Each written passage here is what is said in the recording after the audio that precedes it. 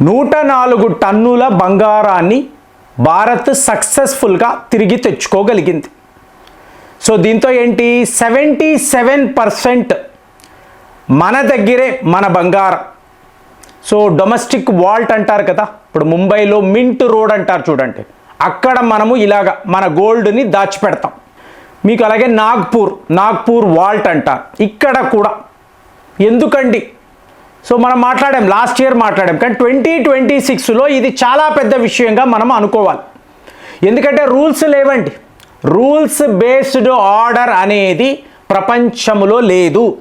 Might is right, survival of the fittest, ఇలా మాట్లాడుతున్నారు. ఇప్పుడు నువ్వు శక్తివంతుడు అవ్వచ్చు, కానీ బలహీనుడి మీద దాడులు చేయడానికి సరైన కారణాలు ఉండాలి. అలాంటివి ఏమీ లేవండి. ఇప్పుడు మీకు అనిపిస్తుంది ఆల్మోస్ట్ 77% అన్నారు కదా, ఇంకొక 23% బంగారం అంటే బ్యాంక్ ఆఫ్ ఇంగ్లాండ్, అలాగే బ్యాంక్ ఆఫ్ ఇంటర్నేషనల్ సెటిల్మెంట్స్ అంటారు. మీకు బ్యాంక్ ఆఫ్ ఇంగ్లాండ్ అన్నప్పుడు ఏంటి? మన యొక్క సేఫ్టీ, అంటే మన దేశంలో సేఫ్టీ లేదు కాబట్టి విమానాల్లో తీసుకువెళ్ళి బంగారాన్ని బ్యాంక్ ఆఫ్ ఇంగ్లాండ్లో దాచిపెట్టారు. బాగుందా? సో చేశారు, మన వాళ్ళే చేశారు. మరి ఇంకొక వర్గము చూశారు అనుకోండి, వాళ్ళేంటి? గోల్డ్ డిపాజిట్స్ అంటారు. దీన్నే బ్యాంక్ ఆఫ్ ఇంటర్నేషనల్ సెటిల్మెంట్స్, వడ్డీ వ్యాపారం. నా బంగారాన్ని ఉంచుకో, వ్యాపారము చెయ్యి, అందులో వచ్చే లాభాలలో వడ్డీ నాకు తిరిగి ఇవ్వు. ఇవాళ అలాంటివి ఏమీ లేవు ఫ్రెండ్స్, ఏమీ లేవు. ఎవరి దేశానికి సంబంధించిన బంగారము, ఈ ట్రెజరీ బాండ్స్ ఇవంతా కూడా మీ దగ్గరే ఉండాలి. ఇంకొకరిని నమ్మే అవకాశమే లేదు. అలాంటి ఒక ప్రపంచంలో ఉన్నాం. డొనాల్డ్ ట్రంప్ ఏం మాట్లాడుతున్నాడు? మిలిటరీ కాదు, ఫైనాన్స్ అనేదే మీ ఆయుధాలు. అతను ఒక వ్యాపారి, ప్రతి ఒక్క విషయాన్ని వ్యాపారముతోనే చూస్తాడు, డబ్బుతోనే మీకు కొలమానము ఉంటుంది. పారామీటర్స్ ఫైనాన్స్, అంతేనా? అందుకే టారిఫ్ వార్ ఎప్పుడైనా విన్నారా మీరు? టారిఫ్ వార్, ట్యాక్స్ పై యుద్ధమా పెట్టాడు కదా, ఎటువంటి కారణాలు లేకుండా. ఇవాళ మీకు ఆర్ఓ కన్నా ఈయన అడుగుతున్నాడు, మీకు వాళ్ళ పార్లమెంటులో ఏం అడుగుతున్నాడండి? స్కూల్కి వెళ్ళే పిల్లలు, సో వీళ్ళను హత్యలు చేయడానికి ఎంత బడ్జెట్ కేటాయిస్తున్నారు? యుద్ధం అండి, యుద్ధము పేరు మీద మీరు ఏం చేస్తున్నారు? స్కూళ్ళ మీద దాడులు చేస్తున్నారు. ఫ్రెండ్స్ ఒక్కటండి, మీరు బాగా గమనించండి, ఇక్కడ ఈ ప్రపంచంలో వరల్డ్ పీస్ అని మాట్లాడతాం. యుద్ధాలు ఉండకూడదు, జరుగుతున్నాయా? ఎటు చూసినా యుద్ధాలే.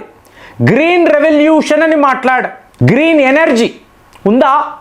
లేదు. ఎటు చూసినా కెమికల్ యుద్ధాలు, మీకు విపరీతమైన పొల్యూషన్. మరి గ్రీన్ ఎనర్జీ ఏమైపోయింది? ఈ సూపర్ పవర్స్ మాట్లాడారు కదా, గ్లోబల్ పవర్స్. ఇలా కాదు, మనం కట్టడి చెయ్యాలి, ఎలక్ట్రిక్ వెహికల్స్, ఎలక్ట్రిక్ ఎనర్జీని తీసుకురావాలి, అన్నీ మాట్లాడారు కదా. ట్రంప్ని వెళ్ళి అడగండి. అబ్బే అవన్నీ ఉట్టి బోగస్ అండి. మనకు యుద్ధాలు కావాలి, ఎదుటివాడి భూములను మనం కబ్జా చెయ్యాలి, దండయాత్ర చేసుకుంటూ వెళ్ళాలి అని మాట్లాడతాడు. సో రూల్స్ ఎక్కడ ఉంటాయి? మీరు తరువాత చూడాల్సింది ప్రజల సేఫ్టీ అంటే ఏమైనా ఉందా అండి? మీకు ఓడలు వెళ్తే వాటి మీద దాడులు, అలాగే విమానాల మీద దాడులు, ఎక్కడో ఏదో అపార్ట్మెంట్స్లో నివసిస్తుంటే వాటి మీద మిజైళ్ళు, ఎక్కడ ఉందండి? ఈ ప్రపంచంలో వీళ్ళు చెప్తున్నా సుఖశాంతులు ఉన్నాయా? లేవు కదా.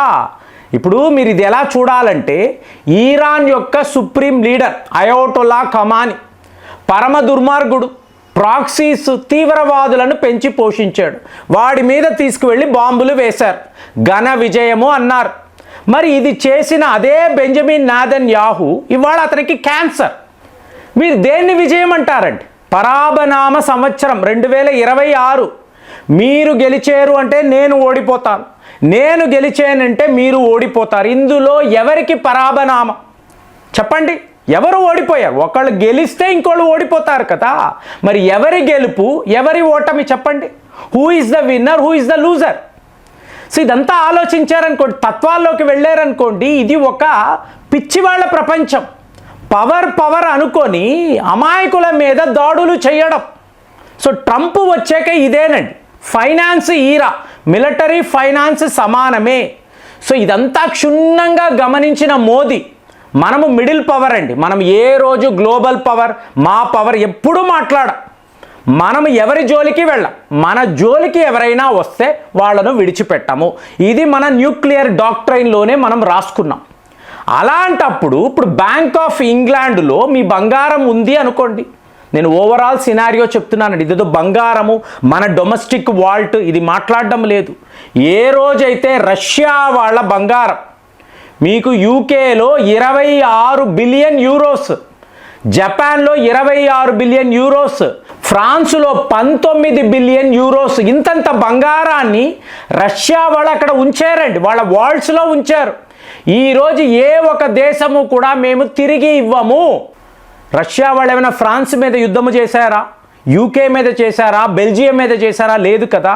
అయినా కూడా నీకు అలాంటి అధికారము ఉంది నమ్ముతున్నారు వీళ్ళు. వాళ్ళ ఆస్తులను వీళ్ళు ఫ్రీజ్ చేస్తున్నారు. ఆఫ్ఘనిస్తాన్ ఏం చేసిందండి? మీరు యుద్ధము అన్నారు. ఒక్క ఒసామా బిన్ లాడెన్ పేరు చెప్పుకొని 20 ఏళ్ల పాటు ఆఫ్ఘనిస్తాన్లో ఎంతంత మంది అమాయకులను మీరు పొట్టన పెట్టుకున్నారు. తీవ్రవాదము అన్నారు. అక్కడ పిల్లలు మహిళల ప్రాణాలు తీశారు. మరి వాళ్ళ బంగారానంతా ఇవాళ మీరు ఫ్రీజ్ చేశారు కదా, తీసుకెళ్ళిపోయారు కదా. అదే పని ఇరాన్ విషయంలో కూడా. అంటే నా దగ్గర పవర్ ఉంది, ఏ దేశంలోకైనా వెళ్ళగలను, వాళ్ళ బంగారాన్ని కొల్లగొట్టగలను. ఇది కదండి వీళ్ళు చెప్తున్నారు. అలాంటప్పుడు మన బంగారాన్ని ఆ దేశాలలో ఉంచడం కరెక్టా? ఒకప్పుడు యూరోపియన్స్ పాలన విమానాల్లో తీసుకువెళ్ళారు. ఈ బంగారాన్ని అంతా తీసుకువెళ్ళి ఇంగ్లాండ్లో పెట్టేసి అమ్మయ్యా భారత్ నుంచి బంగారం అక్కడికి వెళ్ళిపోయింది, రేపు మేము తిరిగి ఇవ్వమన్నా వీళ్ళు ఏం చెయ్యలేరు, చేతగాని వాళ్ళు. ఇది కదండి మాట్లాడు. సో ఈరోజు మనం వెనక్కి తెచ్చుకుంటున్నామంటే బాధ, రగిలిపోతున్నారు. ఏమైంది? ఇక్కడ ఉంచితే సేఫ్, నథింగ్ సేఫ్. రేపు మీకు యూరోప్ యూనియన్ రష్యా మధ్య యుద్ధము వస్తే ముందు మన బంగారం ఇరుక్కుపోతుందండి. మోర్ ఓవర్ ఈ ఫీజులు ఎందుకు, ఈ ఇన్సూరెన్స్ ఎందుకు, ఈ లాజిస్టిక్స్ మనం ఎందుకంటే ఫీజులు కట్టాలి? ఇక్కడ ఇంతంత పెద్ద గోడౌన్స్ పెట్టుకొని, ఇంత సెక్యూరిటీ పెట్టుకొని, one of the most powerful countries మన బంగారాన్ని వాడి దేశంలో ఉంచడం ఏంటి? ఎందుకు ఉంచాలి? సో ఈ ప్లాన్తోనే 104 టన్నుల బంగారం వచ్చేసింది. సో ఇది చూసారనుకోండి, ఓవరాల్ మన ఫారెక్స్ 691 మీకు బిలియన్ డాలర్స్. సో పెంచుకుంటూ వెళ్తున్నాం. ఇందులో బంగారం యొక్క పాత్ర చాలా చాలా క్రిటికల్. అలాగే అమెరికాలో ఉండే ట్రెజరీ బాండ్స్ వీటిని అంతా కూడా అమ్మేసి భారత్లోకి మనం తెచ్చుకోగలగాలి. డాలర్స్ను తగ్గించండి, మీ బంగారాన్ని పెంచుకోండి. ఈ ప్లాన్ ప్రకారమే మనం వెళ్తున్నాము. సో అలాంటప్పుడు 290 మెట్రిక్ టన్నులు 197 మెట్రిక్ టన్నులకు పడిపోయింది. ఎక్కడ? బ్యాంక్ ఆఫ్ ఇంగ్లాండ్లో. వాడు ఎందుకు అంటున్నాడు, నా బంగారం నా దేశంలో ఉండాలిరా, మిమ్మల్ని మేము నమ్మలేము, మీ దేశం యొక్క సేఫ్టీ మీ చేతిలోనే. అనవసరంగా మన మీద 50% టారిఫ్ అన్నాడు కదా. ఏమైనా కారణాలు ఉన్నాయా? రష్యన్ ఆయిల్స్ అన్నాడు, ముందు వాడే కొనమన్నాడు. రష్యన్ ఆయిల్స్ కొనండి, అప్పుడే ఈ ఆయిల్ ప్రైసెస్ బ్యాలెన్స్డ్గా ఉంటుంది అన్నాడు కదా. సడన్గా 50% టారిఫ్. సో ఇలా మాట్లాడే ఇలాంటి జిత్తుల మారితనం, ఇలాంటి మోసగాళ్ళు ఉండే ప్రపంచంలో మన సేఫ్టీ మనము చూసుకోవాలి. రూల్స్ అనేవి లేవు, ఎవడికి తోచింది వాడు చేస్తున్నాడు. అలాంటప్పుడు మనకు ఎవరితో యుద్ధాలు అక్కర్లేదు, ఎవరితో గొడవలు అక్కర్లేదు. మన దేశము మన సేఫ్టీ, ఇది చూసే బంగారాన్ని వెనక్కి తెచ్చుకున్నాము. మరి ఇలాగా ఇంకొక 23% ఉంది కదా, దీనిని కూడా ఈ ఇయర్లోనే తెచ్చుకోగలిగితే భారత్ యొక్క పొజిషన్ ఎలా ఇంప్రూవ్ అవుతుంది? మనము చేసిన ఈ పనిని మీరు ఎలా చూస్తున్నారు? కామెంట్స్లో రాయండి. మళ్ళీ వచ్చే వీడియోలో కలుద్దాం. జై హింద్.